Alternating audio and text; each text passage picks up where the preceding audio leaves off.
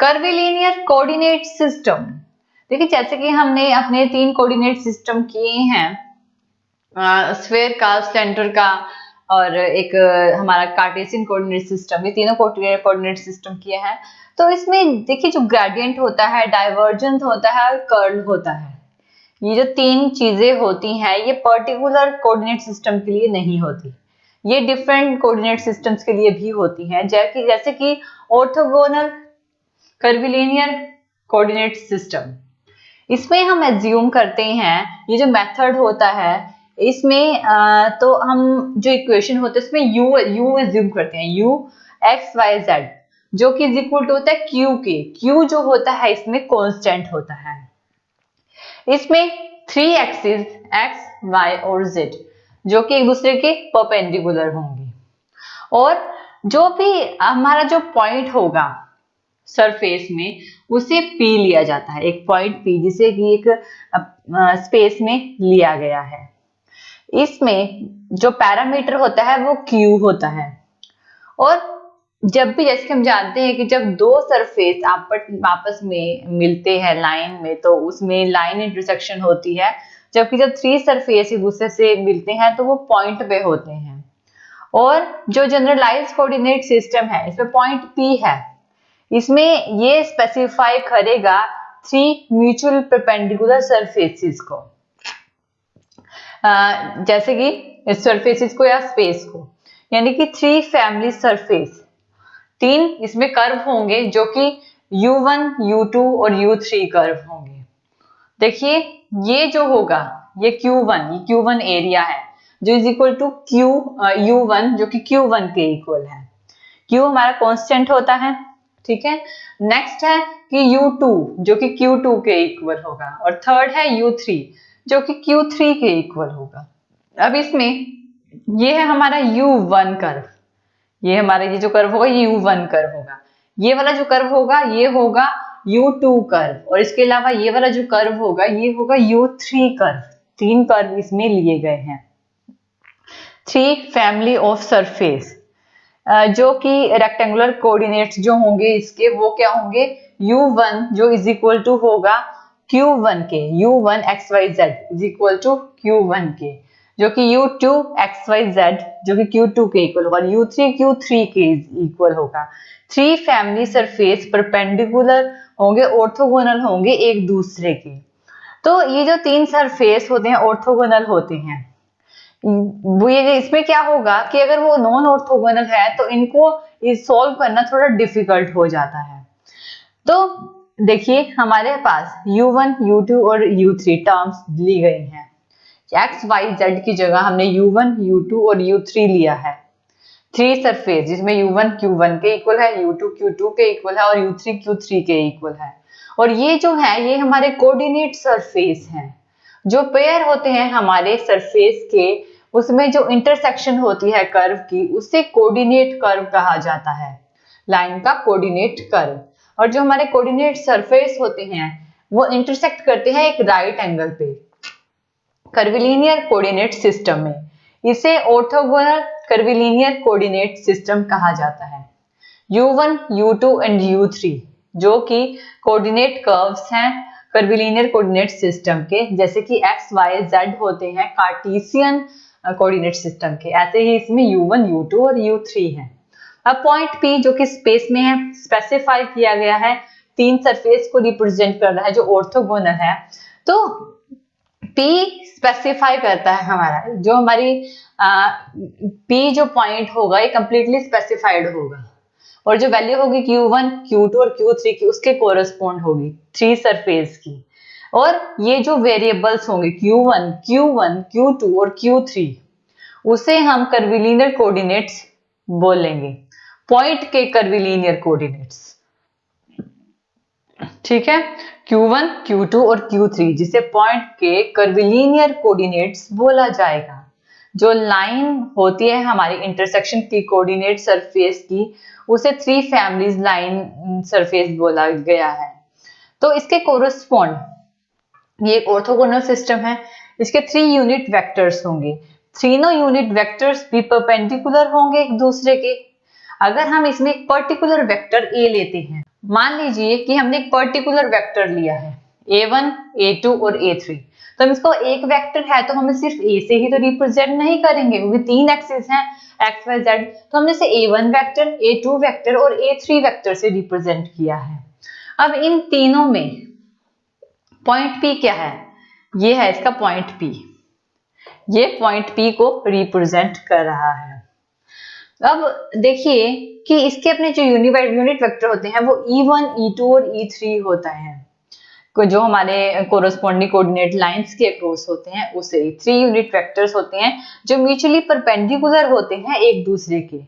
Vector A जब resolve होता है, कंपोनेंट वेक्टर ए लिया गया है, तो पॉइंट P पे u1, u2 और u3 रिप्रेजेंट करेंगे। dl जो भी हमारा वॉल्यूम की लेंथ होगी, डिफरेंशियल वॉल्यूम एलिमेंट की लेंथ होगी, वो होगा। अब देखिए कि ये ऑर्थोगोनल होते हैं, तो ये जो वेक्टर ये क्या होगा, e1 इस तरह से रिप्रेजेंट करेगा ये e2 वेक्टर को, और ये e3 वेक्टर को रिप्रेजेंट करेगा। ये इसके यूनिट वेक्टर होते हैं, ठीक है, e1, e2 और e3। देखिए ये क्या है, ये है हमारा e1, ये है e2 और e3, और ये जो है ना, ये वाली जो डॉटेड लाइंस है, ये क्या है, ये हमारे कोऑर्डिनेट्स हैं।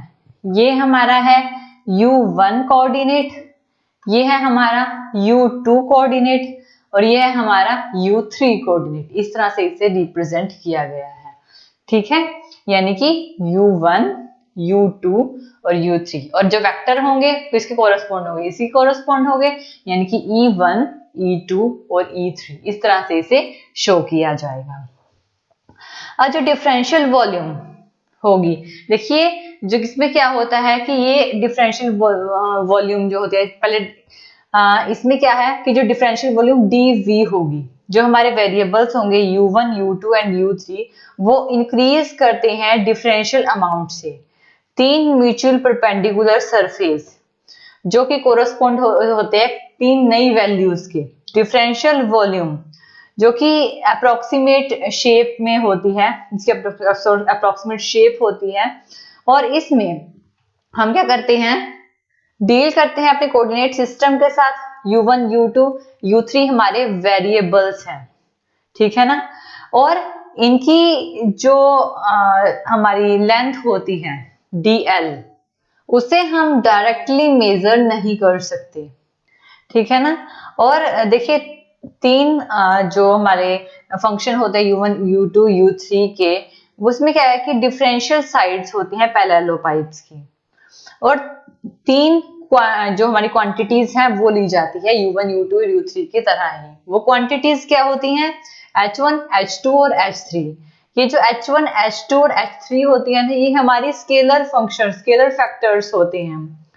तो स्केलर फैक्टर्स को रिप्रेजेंट करते हैं 3 वेरिएबल्स u।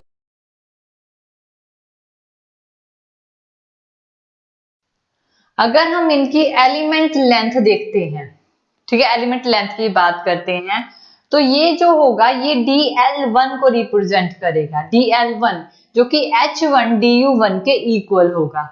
ये रिप्रेजेंट करेगा हमारा dl2 को, जो h2 du2 के इक्वल होगा, और ये रिप्रेजेंट करेगा हमारा dl3 को, जो कि h3 du3 के इक्वल होगा।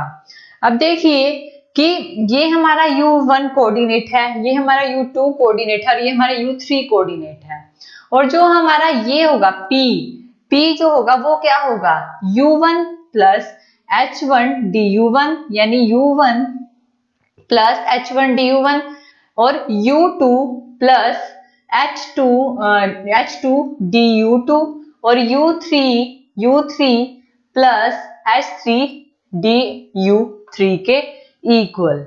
अब देखिए एलिमेंट लेंथ में a इज इक्वल टू क्या होगा, e1 a1 plus e2 a2 plus e3 a3 के इक्वल होता है ये। तो dl जो कि होगा, जो dl1 h1 du1 के इक्वल है, dl2 h2 du2 के इक्वल है, और dl3 h3 du3 के इक्वल है। यहाँ पे डिफरेंशियल वॉल्यूम को जो हमने राइट डाउन किया है, तो इसमें dl क्या होगा, dl इज इक्वल टू होगा e1 dl1 के, e2 dl2 के, और E3dl3 के इक्वल। तो यहाँ पे हम इसको ये कर सकते हैं dl1 का स्क्वायर मैग्नीट्यूड प्लस dl2 का स्क्वायर प्लस dl3 का स्क्वायर का होल रूट, ये कर सकते हैं। ये हमारा डिफरेंशियल लेंथ है। और डिफरेंशियल वॉल्यूम एलिमेंट जो कि जनरेट होता है विसिनिटी ऑफ पॉइंट P पे, यानी U1, U2 और U3 इस पॉइंट पे, ठीक है। और dl1, dl2 और dl3 जो डिस्प्लेसमेंट है dl1, dl2 और dl3 की जो कोऑर्डिनेट सरफेस में, उसमें जो डिफरेंशियल चेंज होगा du1, du2, du3, ये हमारे कोऑर्डिनेट वेरिएबल्स होते हैं, ये प्रोवाइड करते हैं, जिसे कि हम लिखेंगे कि देखिए dl1 की जगह पे हमने यहाँ पे dl1 की वैल्यू पुट कर दी, dl2 की जगह dl2 की वैल्यू पुट कर दी, dl3 की जगह dl3 की वैल्यू पुट कर दी। तो dv इज इक्वल टू होता है dl1, dl2 और dl3 के इक्वल, जो कि डिफरेंशियल वॉल्यूम होती है। और डिफरेंशियल वॉल्यूम क्या होती है, dl1 क्या है h1 du1, dl2 क्या है h2 du2 और dl3 क्या है h3 du3, ठीक है ना, h1 du1, h2 du2 और h3 du3 के इक्वल। और यही हमारा कर्विलिनियर कोऑर्डिनेट सिस्टम को रिप्रेजेंट करता है। Thank you for watching this video. आप और वीडियोस के लिए हमारे चैनल लर्न एंड ग्रो पे सब्सक्राइब कर सकते हैं। Thank you.